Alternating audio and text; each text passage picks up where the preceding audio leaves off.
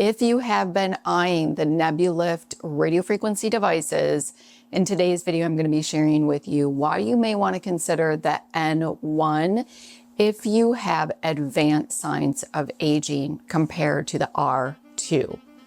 Let's get started.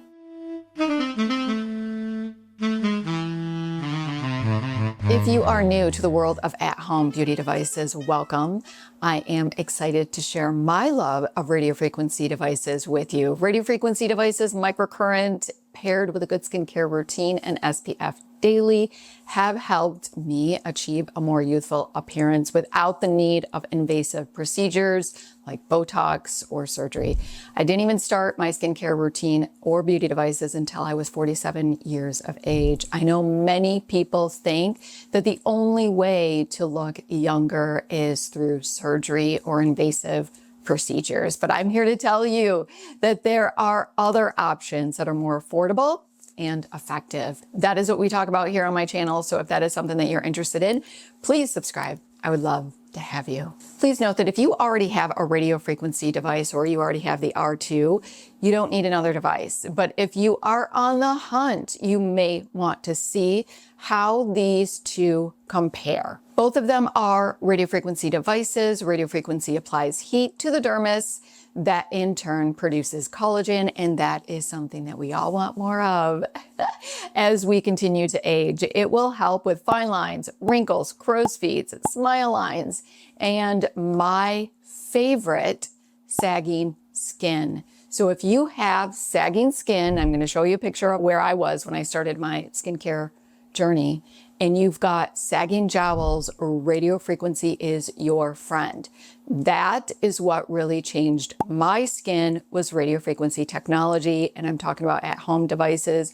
I am not talking about going in office radiofrequency. All right, so both are 10-minute treatments, 2 minutes on each area. So for example, this is an area underneath the eye and the cheek. This is an area, 2 minutes, 2 minutes. This lower part is an area, so 2 minutes, 2 minutes. You see where I'm going with this? Both should be used for the first month 6 to 7 times a week.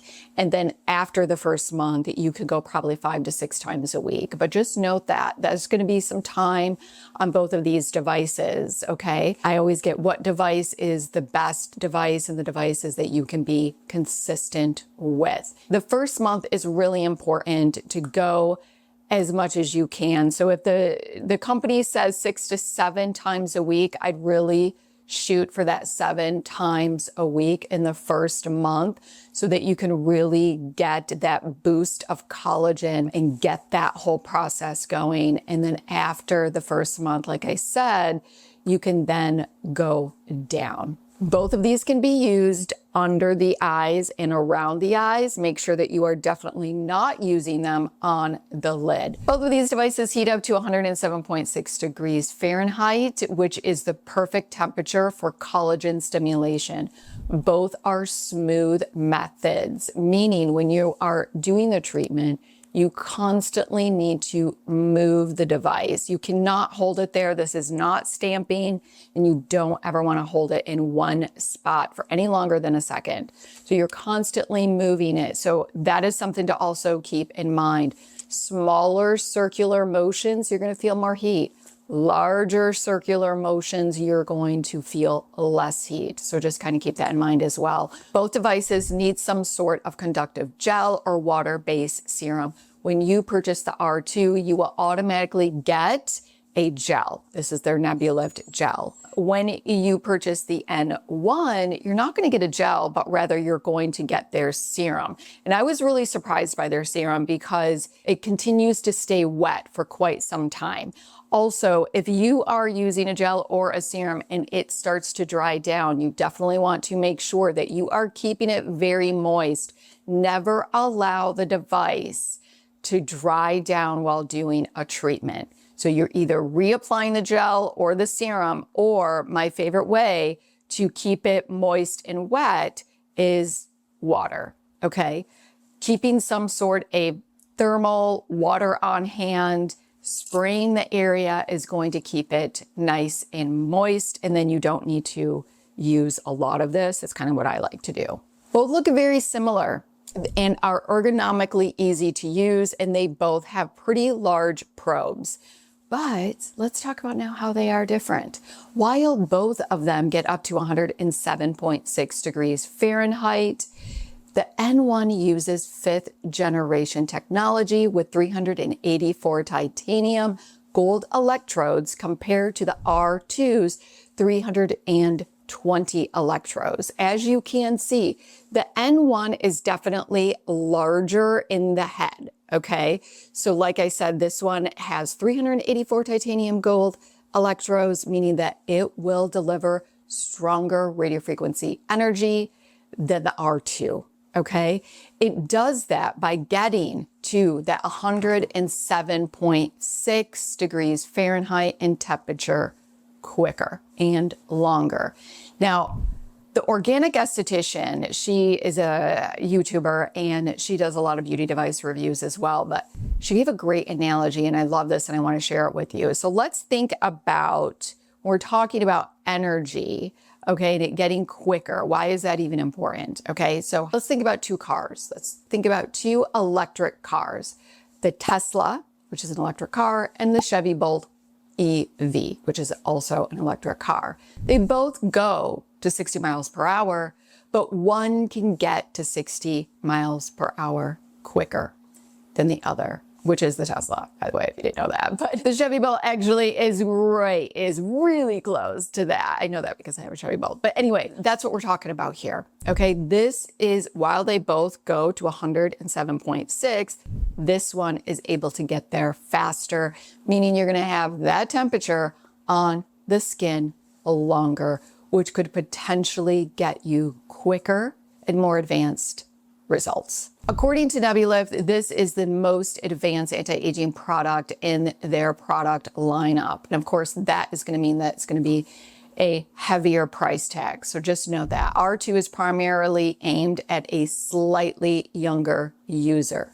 Entry-level anti-aging device is what they are saying that this is. And this one has 5 intensity levels. And that actually really helps the new radio frequency user to adapt to the technology a lot easier because you've got those 5 intensity levels. Okay, so you can start with level 1, you can work yourself up to 2, and so on. So this only has 3 levels. If you have more sensitive skin, this might not be the one that you want to go with. But if you have advanced signs of aging, will you see results with the R2? You absolutely will. It may just take you longer. Both of these are investment pieces for sure. So any radio frequency devices, and I always want to give you all of the knowledge so that you can purchase the one that you're going to be consistent with, because that is the key. Pick the one that you can be consistent with, and then you're going to see the change. I want to answer some questions that I get a lot in regards to radio frequency. So first of all, is it going to melt the facial fat on my face? It absolutely will not. These devices, at home radio frequency devices, have safety features for that very reason, so that it does not do that. So you don't need to worry about it. I've been using radio frequency for 4 years, literally every week. And if it was going to do that with anyone, it would be me. It has not. So when we're talking about in-office radio frequency treatments, that's completely different because of the mere fact that you have so many more temperature controls, I guess you could say, megahertz control, temperatures. Like, it really has to do with the user and how knowledgeable they are in doing the treatment and ensuring that doesn't happen. Another question that I get a lot is, if person has rosacea, can they use the Nebulyft radiofrequency device? And Nebulyft says that they really suggest asking your dermatologist. If you want to, you can definitely try the device on a level 1 on an area where you don't get rosacea and kind of play around with that. But definitely you're going to want to ask your dermatologist. Also, can you use the radiofrequency devices if you have fillers with hyaluronic acid or any type of filler or even Botox? The answer is you should probably wait a couple of weeks, but when you are in office getting that treatment, you are definitely going to want to ask, the dermatologist or the person that is doing the treatment for sure, just to ensure safety. So usually it's a couple of weeks, but always double check. Can people with braces or metal hardware in the mouth use Nebulyft? And they do not recommend using the devices for people who have any type of metal in the mouth. And the reason for that is that there is a risk of those metal pieces heating up, and that could be obviously dangerous. So I hope that that helps. And let me know if you have any questions regarding these devices. I hope that you like this video. If you do, go ahead and give it a like. Make sure you subscribe, hit the notification bell so you do not miss my upcoming videos. Until next time.